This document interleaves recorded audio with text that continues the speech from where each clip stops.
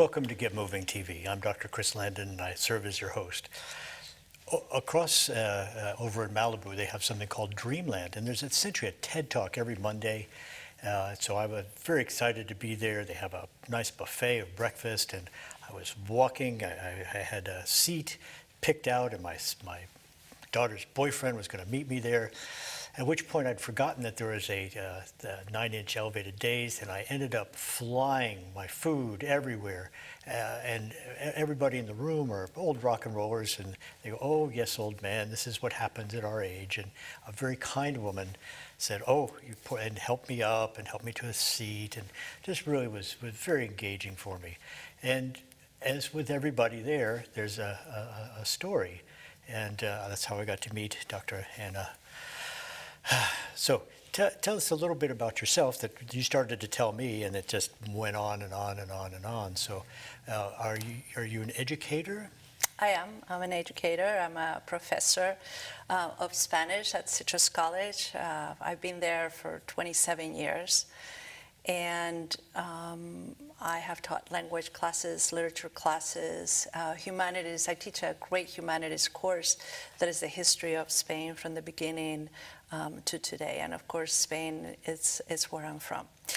And the story that I was talking to you about that day, Chris, which is really fascinating. I don't believe in coincidences, and I believe that you and I met for a reason. So I came, my father died when I was 4.5 years old in Madrid, Spain. This happened in 1970.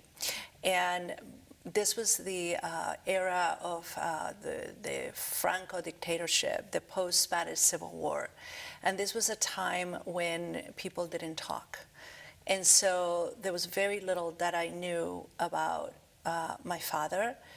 My mother, of course, had to start working. We were 7 children in my family, so you can imagine that. And so she started working. There was really nothing that I didn't even know where he had been born.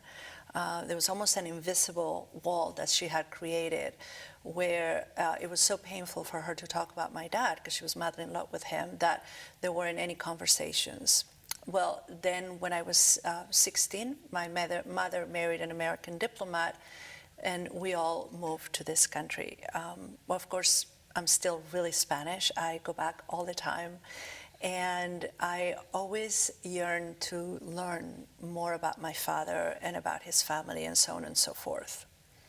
So in 2016, I went to Salamanca, Spain to teach for a semester for our college. We have a great study abroad program there. So I was leading a group. And I called my best friend in Spain, who lives in Asturias, which is northern Spain.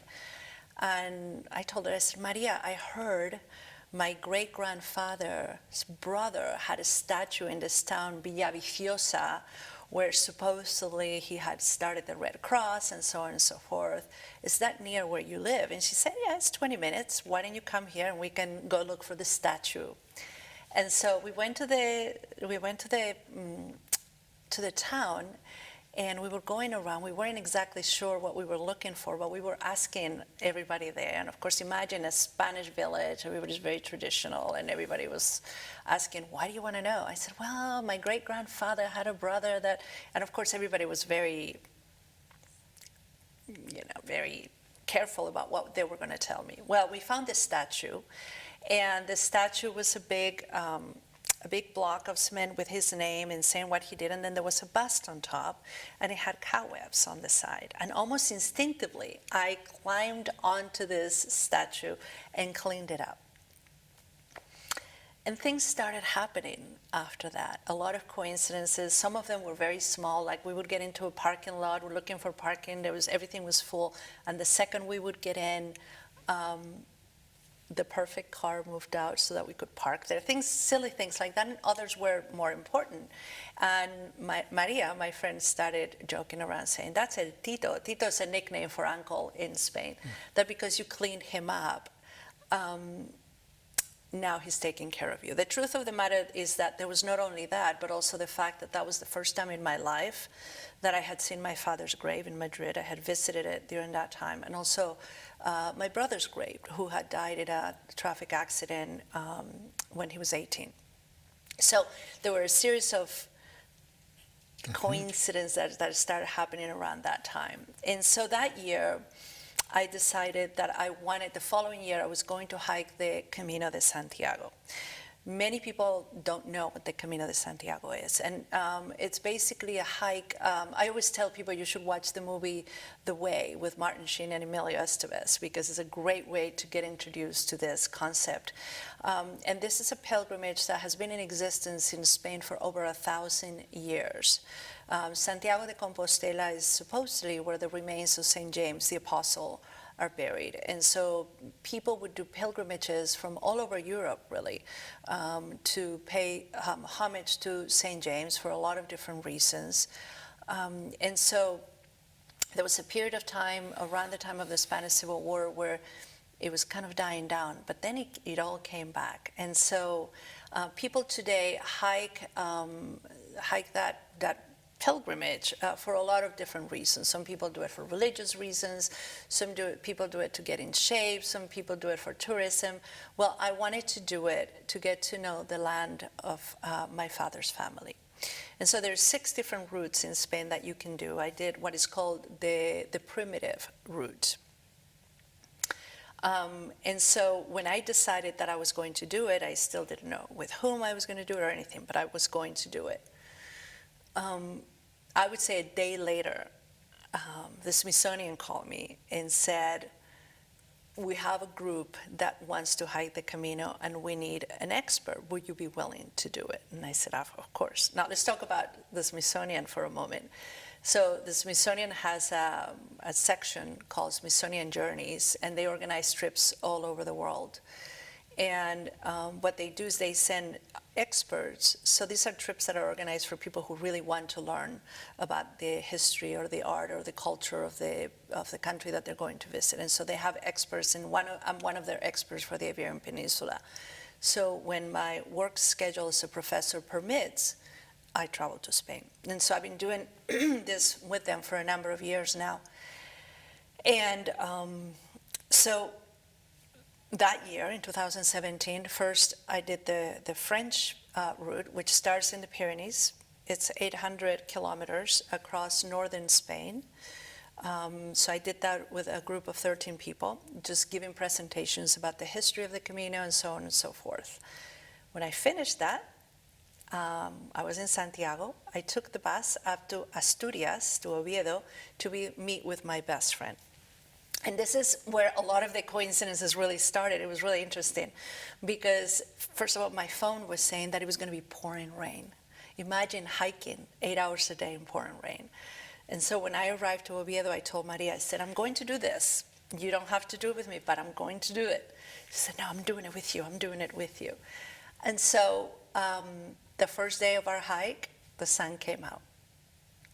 And it was one coincidence after another, after another. I remember telling Maria, I would love to see a great thunderstorm. Storms in northern Spain are spectacularly beautiful.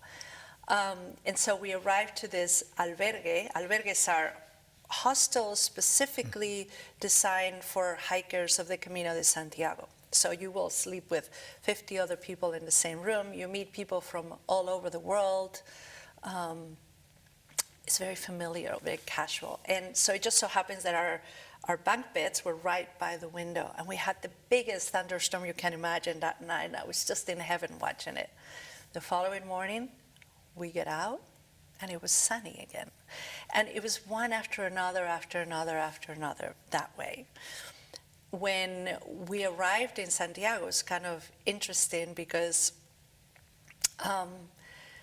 Maria said, well, we need to write this down. And I said, well, let's go sit near the cathedral. And we walked by the cathedral of Santiago, which is where the apostle is buried. And of course, we went there and looked at the coffin and, paid our respects and so on and so forth. And when we came out, we saw about 30 people that were bringing out the statue of a Virgin Mary. Now, I'm not a religious person. I'm highly spiritual, but I'm not religious. And so I asked somebody, what is this? And they said, well, this is the Virgin of Fatima, and it's some sort of an anniversary, and so they're taking her all around Spain. And so they were about to put her in a van. And I just said, can I look at it? And they said, yeah. And I walked to it, and they must have thought I was in charge of something. I don't know, because people moved to the side. And here I was in front of Fatima, and all I could think of was, can I kiss it? And they said, yes. So I bent down, and I kissed it. And then I walked away, and I said, can I take a picture? And they said, yes. When you look at that picture now, it looks like there is light coming to it. And people were saying, oh, there must have been a light in the van. I said, no, there was no light. There were all these things happening. And so Maria and I sat down and wrote down 43 coincidences that happened during that Camino de Santiago. And Maria just kept saying, that's a Tito moment. Tito was taking care of us. Were they coincidences? I don't know. The fact is that when I came back from that experience, which was life-changing, and I've done it now 3 times, I remember I arrived back in LA, and when I come back from Spain, I'm always really hungry for really fresh food. In Spain, we have amazing fresh vegetables and fruits, which are not as easy to find here. So I went to the farmer's market, and I see a man in the parking lot with his trunk open, and he was selling olive oil. And I said, oh, that's a good idea. He says, well, my permit got messed up for this week. I'm normally in the farmer's market. And so we talked for about 5 minutes. Before I went to the farmer's market, I was thinking, I wonder if the coincidences will end now that I'm back in the States. So I'm talking to this man for about 5 minutes, and I said, where are you from? And he goes, well, I'm from here, but my family, he says, is from Santiago de Compostela. I'm like, oh, I just hiked the Camino. Walk away, and as I'm walking away, he said, Ana, I turned around, he goes, I want you to know that it is not a coincidence that we met. And I said, thank you. Well, so I knew that the coincidences were going to continue after I came back. And they have not ended since 2017. A week after my return, I get a phone call. And there was this man that called me, and he said, I am your second cousin. My name is Luis. And the reason why I'm calling you is because your grandmother had 15 siblings. Now, let's stop here for a moment. My father was 17 years older than my mother, and he died young. My mom was only 32 when he died. I barely remember my grandmother. I had no idea that she had siblings. And what Luis said was that all my grandmother's siblings had really important roles in the Spanish Civil War.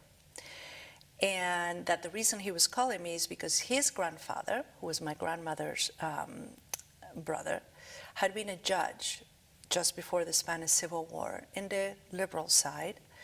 And let me go back for a moment too, because what had happened, a lot of people don't know that about the Spanish Civil War. A lot of people in this country don't know what the Spanish Civil War is about.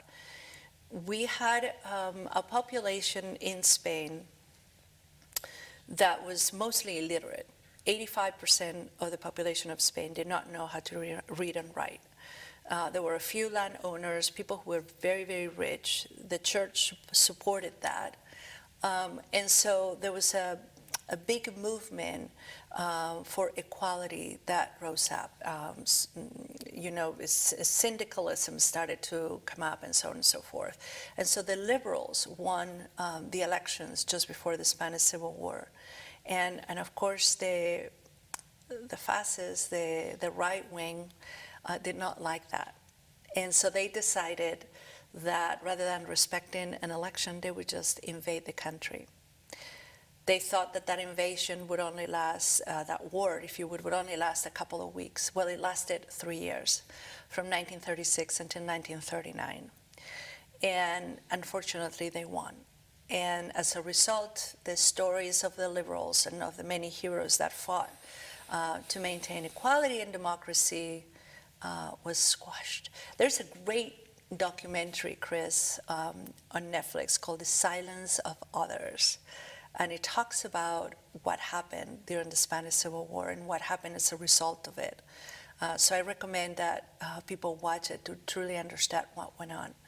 And so in that movement to now, so many years later, to try to give voice and honor those who died and who were important to the history of Spain, they were going to name his grandfather predilecte or favorite son of the town where he was a judge, and they were going to name a street with his name. And he wanted to find all the descendants of the 15 siblings. And so he was looking for relatives, and he called me. But when he told me that my grandmother had 15 siblings, all I could think of was putting my hands on my face and just sobbing, because I felt like my grandmother had come back to life. This all started as really as the result of the hiking of the Camino de Santiago. When I talked to people during the Camino, you never knew who you were going to find, right? People from all over the world. But we were both in the same journey. You never knew if you were going to see them again 10 minutes later. So our encounters were always really special. Really, our connections were important. They say that you start hiking the Camino de Santiago not when you start walking, but when you decide that you're going to do it. And you don't stop when you stop walking. In fact, I'm still hiking the Camino de Santiago today. So it has changed me. When I connect with people now, I treat them as fellow hikers, and we're all on the same journey, and we share our stories.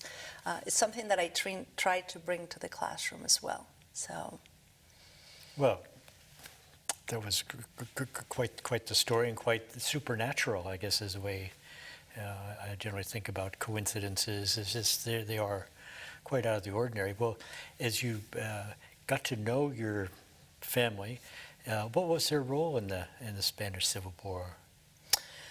Well, their stories are incredible. One of them, and let me also start by saying that I believe in what I call genetic memory. Because in 2016, when I was in Asturias, we went to a place called Covadonga, which is up in the mountains. It has these two incredible buildings. It's the only area of Spain that was never conquered by the Moors in 711. You can see why, because the mountains are incredible. And I was telling Maria, I said, I'm feeling this sense of, I don't know, I was almost shivering. Well, then I found out, for instance, one of my great uncles, 3 of the siblings had been doctors, and one of them, his name was Francisco Pando Rivero, had been a director of what they were called blood hospitals, meaning a hospital where they would cure the victims of the war, and also director of a hospital of infectious diseases. There was still leprosy in Spain at the time. And so there were the 2 big buildings that were in the mountains. He had been the director of those 2 hospitals. Those were hospitals during the war. And I found out that during the war he had tried to save as many people as possible. In the town where he lived, he heard that there were some anarchists coming to the town, so his friends that were right-wingers, but friends and good people, he said, if you like, I'll put you in jail so that when they come, I'll let them know you're in jail and everything is okay, as a means to try and protect them, and they agreed to it. Well, when they came, he said, no, they're in prison, I'm taking care of them, and somebody who was trying to betray him said, no, he's trying to protect them. He has the keys. So they got all these people, including children, and the fascists killed all of them, and he was blamed for it. And so then he went to the front to fight. He saved a lot of people, and then when he was realizing that the fascists were approaching, he was not going to be able to stay there. He tried to leave by boat with 2 of his children who were at the time 15 and 16 years old. And One of those children actually wrote a diary, which I found recently, and this is how I know all these things. The boat was intercepted by the Franco troops. When that happened, that boat had about 100 people in them, and about 10 of them shot themselves immediately because they knew that they were going to be tortured. My great-uncle Francisco was taken to a prison where he saw his oldest son already there. They shot the son first, who was 21. Then they made the father step on the dead body of his son before they killed him. His two children that were in the boat with him were sent to concentration camps. A friend of a relative saved them out of there. By then, the oldest of the two was 18, and this guy said, well, you have to go to do your military service because otherwise you're going to be in trouble. And who was he going to do the military service with? Franco. And so he had to fight in the war, and he got ambushed by the Republicans. Let's remember, in the Spanish Civil War, Republicans were the liberals. And so they were going to torture him and everything. And this general, his name was Enrique Lister, very, very famous, asked him why he was fighting with the fascists and this and that. And he told him his story and told him who his father was and who his uncles were, very notorious liberals. And that saved his life. And then he ended up, after the war, doing his career in the military service, never telling his daughters anything about his history. And only 10 years ago, some historian wanted to write about his father and said, I don't want to talk about it, just talk to my daughters, and gives his daughters a 100-page diary about what went on.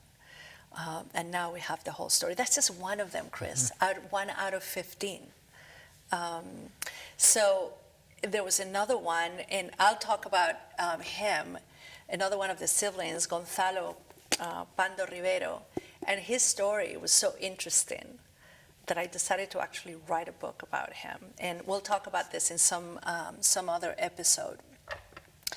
Some of them were killed in the Philippines, but there were a couple of them were actually right-wingers, but they didn't fight in the war. They just happened to have those visions.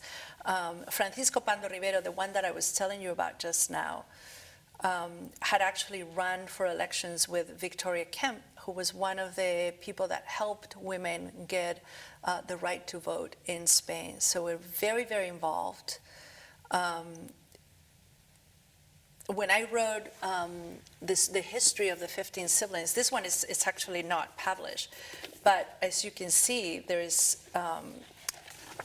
documents in it and birth certificates, all sorts of things. I always had a dream, even years ago, before I had all this family, of writing a little book about the history of the family, which I did, and this is it right here. This picture is of a bank my great-great-grandfather started in Santiago de Compostela, and we had a reunion for about 72 descendants of the 15 siblings. For the first time ever, really. They didn't even know each other. Many of them didn't even know the stories of their grandfather or their grandmother. I was the one that ended up presenting it to them. I did a big presentation. And it just so happens that that family reunion took place in May of 2022, which would have been the month and year in which my father would have been 100 years old. There is a serendipity about it all. There is an energy. I've asked a number of gurus and psychologists and this and that, is this normal? Have you ever seen this many coincidences? So I don't have an answer for you. I know that I'm on to something really great. And it all started with the Camino de Santiago, which I highly, highly recommend to people to do. So. That's a lot of information that you've gotten across. Less of a dialogue, more of, oh my gosh, I asked one question and we got a lot of answers. let me just take a step back. So if I wanted to participate in a Smithsonian event and have you as my expert, will, how would I go about doing that?